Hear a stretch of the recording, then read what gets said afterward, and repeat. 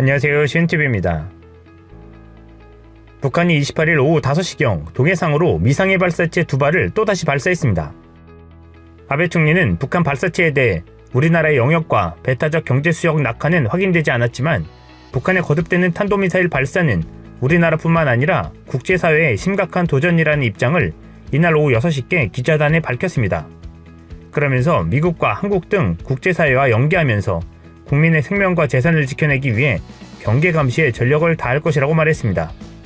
올해 들어 북한의 미사일 발사 때 한국을 뺀 채 미국과 연대를 강조했던 아베 총리가 지난달 말에 이어 이번에도 한국과 연계를 언급한 것은 지소미아 종료 조건부 연기의 영향도 있는 것으로 풀이됩니다. 북한의 발사체가 뜨자마자 일본은 비상에 걸렸습니다. 일본의 주요 언론은 이날 북한의 발사체 발사 사실을 속보로 전하면서 일본 정부의 긴급한 움직임을 신속 보도했습니다. NHK와 교도통신에 따르면 앞서 아베 총리는 북한의 발사체 발사 직후 총리 관저에서 관방장관, 외무상, 방위상이 참가하는 국가안전보장회의 사강류 회의를 10분간 개최하고 북한의 발사체 발사 사안을 협의했다고 보도했습니다.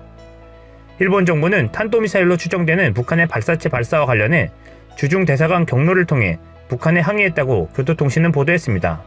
일본 외무성 간부는 기자단에 이번 탄도미사일 발사는 1년의 유엔 안전보장이사회 결의 위반으로 극히 유감이라고 말했다고 NHK는 전했습니다.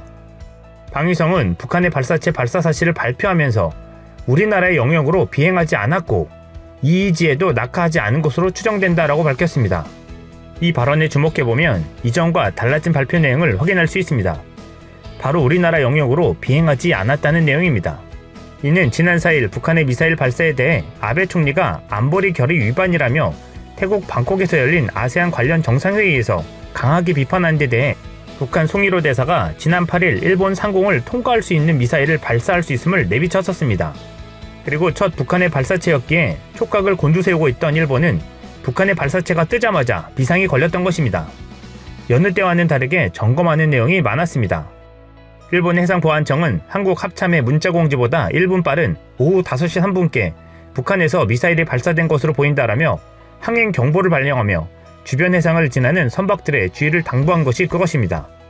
또한 고노다로 방위상은 이날 오후 4시 58분께 북한 탄도미사일 2발이 고도 100km, 380km를 비행했다고 설명하면서 일본 선박과 항공기의 피해는 확인되지 않고 있다고 이날 오후 6시 30분께 기자단에 밝혔습니다.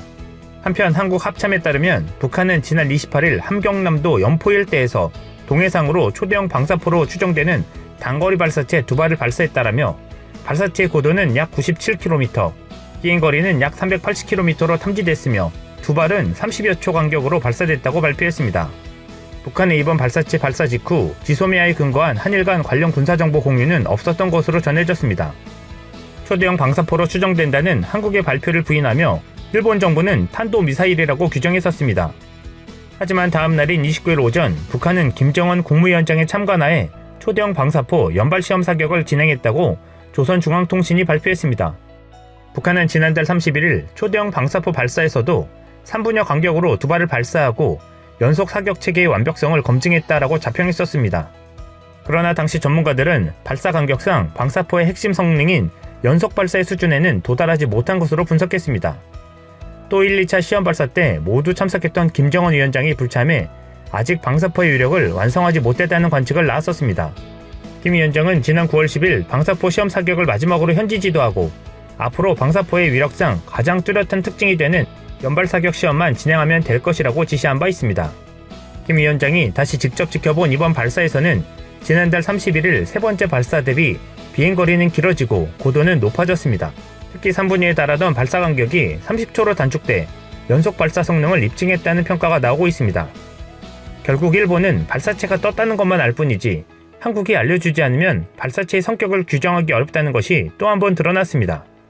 또한 지소미아 없이 괜찮다던 일본의 주장과는 다르게 발사체의 정보 확인에 애를 먹고 급박한 상황을 연출했습니다. 이상 시온TV였습니다.